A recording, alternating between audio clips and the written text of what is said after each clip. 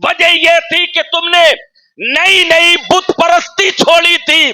مجھ کو یہ ڈر تھا کہ کہیں تم دوبارہ قبروں کی پوجا شروع نہ کر دو, بت پرستی شروع نہ کر دو, اس لیے میں نے تمہیں قبرستان جانے سے روکا تھا. فزوروہا, اب میں محمد تمہیں حکم دیتا ہوں کہ قبرستان جایا کرو, قبروں کی زیارت کیا کرو, اس لیے کہ قبروں کی زیارت کرنا انسان کو دنیا میں پرہیزگار بناتا ہے اور آخرت کی یاد دلاتا ہے.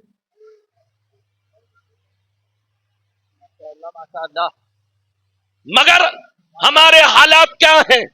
ہمارے حالات یہ ہیں, ہم قبرستان جانے کے بعد بھی وہاں بریانی اور قورمے کی باتیں کرتے ہیں. جس کی میت ہوئی ہے, جس کے گھر میں انتقال ہوا ہے, ہم اپنے دوست و احباب سے پوچھتے ہیں کہ ان کے ہاں کھانے میں کیا ہے, جبکہ یہ ہمارے لیے شرعی اعتبار سے جائز نہیں ہے. یہ کھانا صرف ان مہمانوں کے لیے ہے جو دور و دراز سے آتے ہیں اس میں شرکت کرنے کے لیے.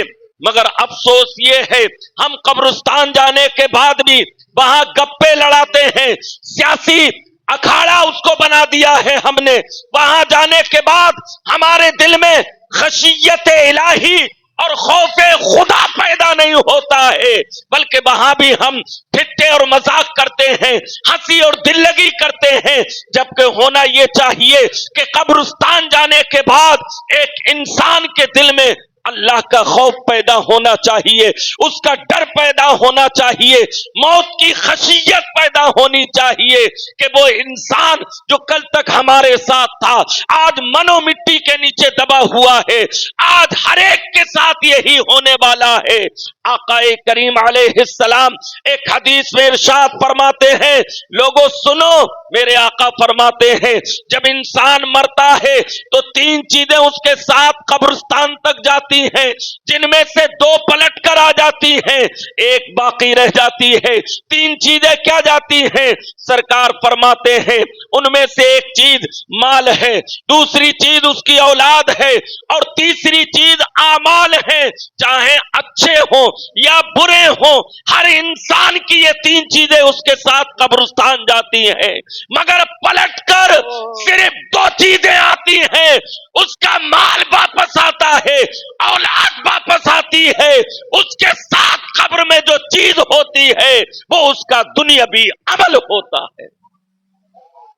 واہ واہ واہ. مگر افسوس یہ ہے ہمیں جو عمل ہمارے ہمیشہ کام آنے والا ہے, جو صدقہ و خیرات, جو ایصال ثواب ہمارے ہمیشہ کام آنے والا ہے, جو اعمال صالحہ, شریعت کی پابندی ہمارے ہمیشہ کام آنے والی ہے, ہم اسی سے دور و نفور نظر آتے ہیں, ہم اسی سے بھاگتے ہوئے نظر آتے ہیں. کتنے افسوس کا مقام ہے وہ باپ جس نے دن رات محنت کر کے تگو دو کر کے مال کمایا ہے, اور مال کمانے میں اس نے نہ حلال دیکھا نہ حرام دیکھا, اس نے صرف یہ سوچا میری اولاد میرے بعد فائدہ حاصل کرے, میری اولاد میرے بعد بھوکی نہ مرے, میری اولاد میرے بعد اچھے مکان میں رہے, اچھی گاڑیوں میں سیر کرے. مگر اس نے اپنے مال کو اولاد کے لیے تو اکٹھا کر دیا, لیکن اس نے آخرت کے لیے کچھ اکٹھا نہیں کیا, صدقہ و خیرات نہیں کیا, مدارس اسلامیہ میں اپنے پیسے کو خرچ نہیں کیا, اللہ کی راہ میں خرچ نہیں کیا, اولاد کے لیے اکٹھا کیا ہے. تو مسلمانوں سنو, مرنے کے بعد پٹائی آپ کی ہوگی, عذاب آپ کو دیا جائے گا, اور دنیا میں رہ کر مزہ اولاد لے گی. لہذا کام وہ کرو, سمجھدار انسان وہ ہے جو اپنی آخرت سنوارتا ہے, اپنی برزخ سنوارتا ہے, اور اپنی قبر کو اللہ کی راہ میں خرچ کر کے روشن اور منور کرتا. میرے آقا کریم علیہ السلام کے ایک صحابی ہیں, انہوں نے مسجد نبوی میں ایک چراغ لگوایا, چراغ روشن کرایا. میرے آقا آئے, دیکھا کہ روشنی ہو رہی ہے, مسجد منور ہو گئی ہے, روشن ہو گئی ہے. میرے آقا نے فرمایا یہ کام کس نے کیا ہے؟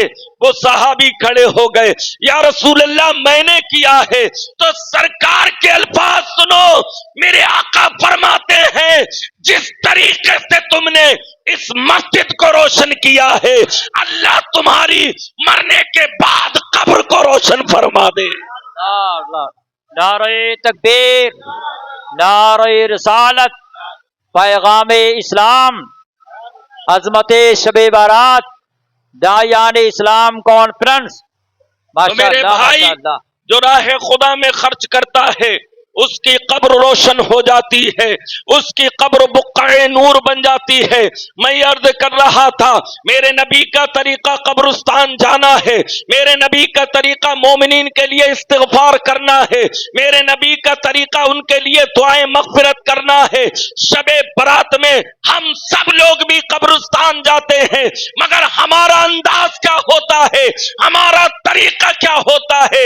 ہمارا انداز یہ ہوتا ہے قبرستان جانے سے پہلے، شب برات سے پہلے ہم پہلے قبرستان جا کے دیکھتے ہیں ہمارے گھر والے یا رشتہ داروں کی قبر پر کوئی گھاس وغیرہ تو نہ اگائی ہے، اگر اگائی ہوتی ہے تو ہم اس گھاس کو کاٹ دیا کرتے ہیں، اس قبر پہ چونا لگا دیا کرتے ہیں، وہاں ایک چراغ روشن کر دیا کرتے ہیں، جبکہ یہ ساری چیزیں ناجائز و بدعت ہیں جن سے ہم واقف نہیں ہیں۔ وجہ کیا ہے؟ ہمارے دلوں کے اندر یا ہمارے گھروں کے اندر علم کی روشنی نہیں ہے۔ علم وہ روشنی ہے جو جہالت کی تاریکی کو دور کرتی ہے، علم وہ روشنی ہے اگر دیکھنا ہے تو جامعہ نظام الدین میں آ کے دیکھو، علم کی روشنی تمہیں یہاں سے دکھائی دے جائے گی۔ بے شک بے شک، ماشاء اللہ ماشاء اللہ۔ میرے بھائی تو طریقہ کیا ہے؟ آقا کریم علیہ السلام کی حدیث ہے، مشکات شریف کے اندر ہے، نبی نے فرمایا قبروں کو چونا کرنے والوں پر لعنت کی گئی ہے۔ اپنی قبروں پہ چونا مت کرنا، ان کی پتائی مت کرنا، ان کو لیسنا لیپنا نہیں، بلکہ جس حال میں ہے قبر کو اسی حال میں رہنے دو۔ اس کے ارد گرد کی گھاس صاف کر سکتے ہو، لیکن جو کوہان نما قبر ہوتی ہے، ڈھلما جو حصہ ہوتا ہے، اگر اس پر کوئی گھاس اگائی ہو تو اس گھاس کو اکھاڑنے کی ضرورت نہیں ہے۔ کیوں؟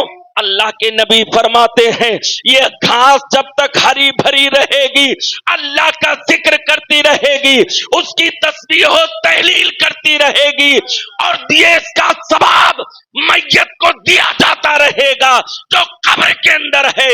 اللہ اس تسبیح و تحلیل کا ثواب صاحب قبر کو عطا فرما دے۔ بے شک، سبحان اللہ سبحان اللہ۔ آج ہمارے یہاں مزارات پہ جانے کا بہت چلن ہے، میں مزارات پہ جانے کی مخالفت نہیں کرتا، لیکن سچائی یہ ہے مزاروں پہ جانے والے ان کی ایک ٹائم کی نماز نہیں ہوتی ہے، شریعت مطالعہ پر عمل نہیں کرتے ہیں۔ سنو، مصطفیٰ ارشاد فرماتے ہیں اگر کسی نے نماز پڑھی زکوٰۃ ادا نہیں کی تو اس کی نہ نماز قبول ہے، نہ روزہ قبول ہے، نہ زکوٰۃ قبول ہے۔ ارکان اسلام میں سے کسی ایک کو چھوڑنے کی وجہ سے باقی ارکان بھی اللہ کی بارگاہ میں قبول نہیں ہوتے۔ تو جو لوگ 11ویں اور 12ویں کی دیگیں بناتے ہیں، غریبوں کا پیسہ مارتے ہیں، زکوٰۃ ادا نہیں کرتے، انہیں اپنے گریبانوں کے اندر جھانک کر دیکھنا چاہیے۔ آج ہمارے یہاں ماحول کیا بنا ہوا ہے؟ ہم مزارات پہ جاتے ہیں، 1,000 کی چادر چڑھا دیتے ہیں، صاحب قبر کو اس سے کیا ملتا ہے؟ اس سے کیا فائدہ ہوتا ہے؟ یہ مجابرین جو مزاروں پہ بیٹھے ہوئے ہیں، داڑھی منڈے، فاسق و فاجر، اگر کوئی عالم چلا جاتا ہے تو اسے گھور گھور کے دیکھتے ہیں۔ میرے بھائی ان کا کام صرف حرام کاری کرنا ہے، عورتوں کو یہ تاکتے ہیں، لڑکیوں پر یہ گندی نظر ڈالتے ہیں، وہاں سر پکڑ کے چادر کے نیچے جھکا دیتے ہیں، اوپر سے مور کے پر کی ایک جھاڑو مارتے ہیں، ایسا لگتا ہے کہ جنت اس کے باپ کی ہے، آج اس نے تجھ کو جنتی بنا دیا۔ بہت اچھے، واہ کیا کہنا ہے بھائی مفتی صاحب، واہ واہ واہ۔ میرے بھائی اس لیے کسی کے بہکاوے میں آنے کی ضرورت نہیں ہے، کسی کی باتوں میں آنے کی ضرورت نہیں ہے۔ آپ مزار پہ جائیں، اللہ والوں کی بارگاہ سے فیض ملتا ہے، مگر چادریں لے کر نہ جائیں۔ کیا لے کے جائیں؟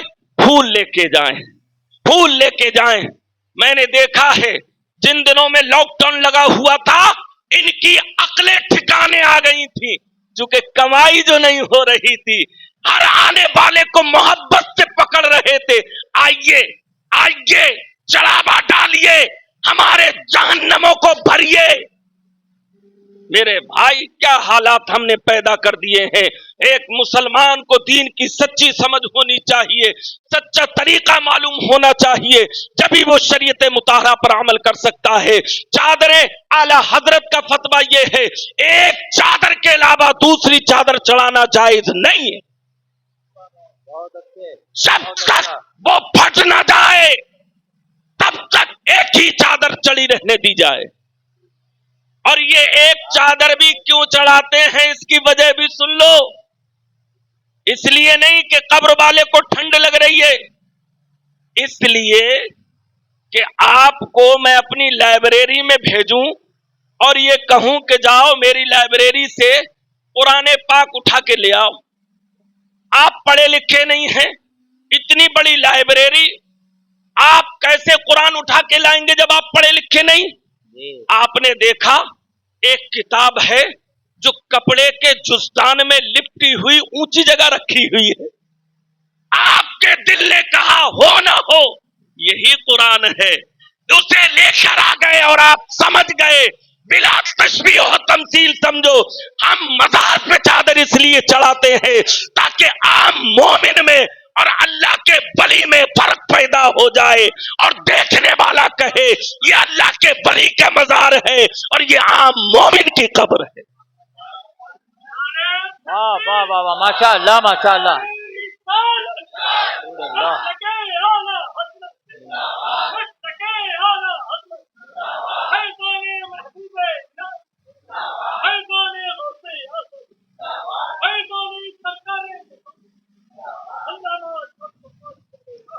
حضرات گرامی، تو آپ کب وہاں مزارات پہ جائیں گے تو چادر لے جانے کی ضرورت نہیں ہے۔ اس چادر کے پیسے کو بعض لوگ کہتے ہیں ہمارے لڑکا ہوا ہے، ہم نے منت مانگی تھی، یہ منت جائز نہیں ہے، یہ شرعی منت نہیں ہے۔ فاتحہ اور ایصال ثواب کے پیسے کو اعلی حضرت کا فتویٰ یہ ہے کہ جس اچھی مد میں چاہو اس کا استعمال کر سکتے۔ میرے بھائی خوب سمجھ لو اچھی طریقے سے، جو پیسہ آپ چادر میں دے رہے ہو جامعہ حضرت نظام الدین اولیاء کو نہیں دے سکتے، جہاں سے جشن داعیان اسلام نکل کے دلی اور دلی کے اطراف و اکناف میں آپ کی خدمت انجام دے رہے، انہی میں سے ایک میں بھی ہوں۔ میں بھی اسی جامعہ کا پروردہ اور یہی کا میں نے نمک کھایا ہے۔ الحمدللہ پوری دہلی کے اندر مجھ سے جو خدمت ہو سکتی ہے میں لوگوں کے لیے کرتا نظر آتا ہوں۔ بلکہ میں نے تو یہ کہہ رکھا ہے بدعتیوں سے بھی اور بدعقیدوں سے بھی کہ علامہ ارشد القادری کے مدرسے کا پڑھا ہوا طالب علم بھی اگر آپ کے مقابلے میں آ گیا تو آپ کو ماں کا دودھ یاد دلا دے گا، اس لیے کہ اس کی گھٹی میں مسلک اعلی حضرت پرویا۔ نعرہ تکبیر، نعرہ رسالت، فیضان قائد اہل سنت۔ ماشاء اللہ ماشاء اللہ۔ ٹائم بہت کم ہے، میرے پاس صرف 6 منٹ ہیں، ان 6 منٹ میں اپنی گفتگو سمیٹنے کی کوشش کرتا ہوں، کچھ باتیں بتاتا ہوں۔ عرض یہ کر رہا تھا تو میرے آقا کریم علیہ السلام کا فرمان ہے قبروں پر جو گھاس اگاتی ہے اسے اکھاڑنا نہیں ہے۔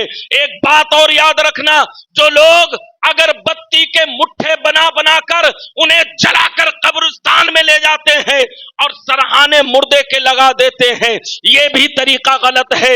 اس سے اپنے مردوں کو بچاؤ، میرے نبی کی حدیث ہے اپنے مردوں کو آگ سے بچاؤ۔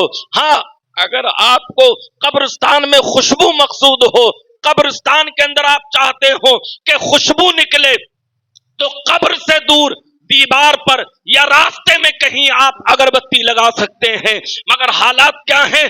سب سے پہلے بیٹا اپنے باپ کی میت کے سرہانے یا پائنتی پہ بہت ساری اگربتیاں جلا کے لگا دیتا ہے، اس سے میت کو کیا ملتا ہے؟ میت کو کوئی فائدہ نہیں ہوتا۔ ان اگربتیوں کا پیسہ اگر کسی غریب کو یا کسی طالب علم کو دے دیا ہوتا تو قیامت تک تیرے باپ کو ثواب ملتا رہتا۔ میں آخری بات عرض کر رہا ہوں احادیث کی روشنی میں، تو آپ کو کیا کرنا ہے؟ قبرستان جانا ہے، وہاں نہ چراغ جلانا ہے، نہ اگربتی لے کے جانا ہے، نہ جو قبر بیٹھ گئی ہے اس کو درست کرنا ہے، جو جیسی ہے اس کو ویسا ہی رہنے دو۔ خصائص صغرا کے اندر امام جلال الدین سیوطی بیان کرتے ہیں، آقا نے ارشاد فرمایا جس بندے کی قبر جتنی جلدی بیٹھ جاتی ہے اللہ اتنی ہی جلدی اس کی مغفرت فرما دیتا ہے۔ اللہ کہتا ہے دیکھو میرے بندے کا چھوٹا سا مکان تھا وہ بھی گر گیا ہے، فرشتوں اس کو میں نے بخش دیا ہے، اس کی مغفرت کر دی ہے، اس کے نیچے جنت کا بچھونا بچھا دیا جائے۔ تو میرے بھائیوں سنو، اپنے مومنین کے لیے استغفار کرتے رہو، اپنے گھر والوں کے لیے ایصال ثواب اور صدقہ و خیرات کرتے رہو، یہ آپ کے لیے بھی فائدہ مند ہے اور آپ کے مرحومین کے لیے بھی فائدہ مند۔ آخری بات سن لیں، حدیث پاک ہے، حضرت انس رضی اللہ تعالیٰ عنہ اور حضرت ابو ہریرہ دونوں اس حدیث پاک کے راوی ہیں۔ اللہ کے نبی نے فرمایا ایک وقت انسان کے ساتھ وہ ہوتا ہے کہ جب اس کے گھر والے رشتہ دار اسے قبر میں دفن کرتے ہیں تو وہ گنہگار ہوتا ہے، سیاکار ہوتا ہے، بدکار ہوتا ہے، گناہوں میں لتھڑا ہوا ہوتا ہے، لیکن جب میدان حشر میں اس کو اٹھایا جائے گا تو وہ گناہوں سے بالکل پاک صاف ستھرا نکل کر آئے گا۔ صحابہ نے کہا یا رسول اللہ گناہگار داخل ہوا تھا قبر میں، اب پاک صاف کیسے نکل کے آ گیا؟ تو میرے آقا نے ارشاد فرمایا بے استغفار المومنین، مومنین کے استغفار کرنے کی وجہ سے اللہ نے اس کے گناہوں کو معاف فرما دیا ہے۔ ایک اور حدیث پاک آقا ارشاد فرماتے ہیں لوگوں سنو، جب ایک انسان کے اعمال تولے جائیں گے، نیکیوں کے پلے میں نیکیاں رکھی جائیں گی تو نیکیاں کم ہوں گے، گناہ زیادہ ہوں گے، تو اس کی بڑی بڑی نیکیاں احد پہاڑ کے برابر برابر نیکیاں ان کو لایا جائے گا اور اس کے نام اعمال میں نیکیوں کے پلڑے میں اس کو رکھ دیا جائے گا۔ وہ کہے گا اللہ یہ نیکیاں تو میں نے کی نہیں تھی، یہ کام تو میں نے کیا نہیں تھا، یہ اتنی بڑی بڑی نیکیاں احد پہاڑ کے برابر، ایک احد پہاڑ 15 کلومیٹر کی لمبائی چوڑائی میں ہے، اس کے برابر یہ نیکیاں کہاں سے آ گئیں؟ اللہ کے نبی فرماتے ہیں تو اللہ ارشاد فرمائے گا، حدیث قدسی ہے، بے استغفار ولد کا، تیرے بیٹے کی مغفرت اور دعائیں مغفرت کرنے کی وجہ سے اللہ نے یہ نیکیاں تجھ کو عطا فرما دی ہیں۔ تو پتہ یہ چلا کہ جو کسی کے لیے استغفار کرتا ہے، صدقہ کرتا ہے، ایصال ثواب کرتا ہے تو اللہ اس کے ماں باپ کو اس کا ثواب عطا فرماتا ہے۔ دیکھیں مرنے کے بعد ہمارے کچھ کام آنے والا نہیں، صدقہ جاریہ کام آنے والا ہے، صدقہ جاریہ ہمارے ہمیشہ کام آنے والا ہے۔ مدارس اسلامیہ میں آپ نے پیسہ دے دیا، کسی بچے کی آپ نے پرورش کر دی۔ ایک مثال سے میں آپ کو یہ بات سمجھا کے اپنی بات کو یہیں پر ختم کر دوں گا، آپ مثال سن لیجئے، اس کے بعد بات ختم کر رہا ہوں۔ مثال یہ ہے، گناہ دو طریقے کے ہوتے ہیں، ایک گناہ ہے توقیتی، ایک گناہ ہے تعبیدی۔ اسی طریقے سے نیکیاں دو ہوتی ہیں، ایک وہ نیکی جو وقتی طور پر ہوتی ہے جسے توقیتی کہا جاتا ہے، ایک وہ نیکی جو تعبیدی ہمیشہ والی ہوتی ہے، اسے نیکی ہمیشہ والی نیکی کہا جاتا ہے۔ تو دو گناہ دو نیکیاں، ہمیشہ والا گناہ، کنٹینیو چلنے والا گناہ، اور ایک وہ گناہ جو وقتی طور پر ہوتا ہے۔ مثال کے طور پر آپ نے گالی بکتی، جتنی دیر آپ نے گالی بکی اتنی ہی دیر آپ کو گناہ ملا اور اس کے بعد ختم۔ मगर आपने वो गुनाह किया, मिसाल के तौर पर सोने की अंगूठी पहन ली, कान छिदवा कर उसमें बुंदे डाल लिए, लॉकेट पहन लिया, हाथ में लोहे का ब्रेसलेट पहन लिया, चैन पहन ली, आपने दाढ़ी मुंडवा दी, ये गुनाह कंटिन्यू घड़ी की सुई की तरह टिक टिक टिक करके चलते रहते हैं, गुनाह खत्म नहीं होता, लगातार आपको गुनाह मिलता रहता है। तो मेरे भाई कोई ऐसा काम मत करो जिससे आप लगातार गुनहगार होते रहे, काम वो करो जिससे आपके गुनाह झड़ते रहे और नेकियों में इजाफा होता रहे। इसी तरीके से नेकियां हैं। अब मैं नेकियों में वो बात बताना चाहता हूं, मिसाल के तौर पर आपने किसी तालिबे इल्म की जिम्मेदारी ले ली कि इसको पूरे साल का खर्चा मैं दूंगा, पूरे साल का खाना मैं खिलाऊंगा, इसके पढ़ने का इंतजाम मैं करूंगा, किताबों का इंतजाम मैं करूंगा, और आपने वो काम शुरू कर दिया। अब ये काम आपका कंटिन्यू है, लगातार चल रहा है, परसिस्टेंटली चल रहा है, कंटिन्यू चल रहा है, ये नेकियां बढ़ती रहेंगी यहां तक कि ये तालिबे इल्म पढ़कर फारिग हो जाएगा। जहां जहां इल्म की रोशनी बखेरेगा वहां वहां आपको सवाब मिलता रहेगा, यहां तक कि जब तक ये जिंदा है आपको उसका सवाब मिलता रहेगा।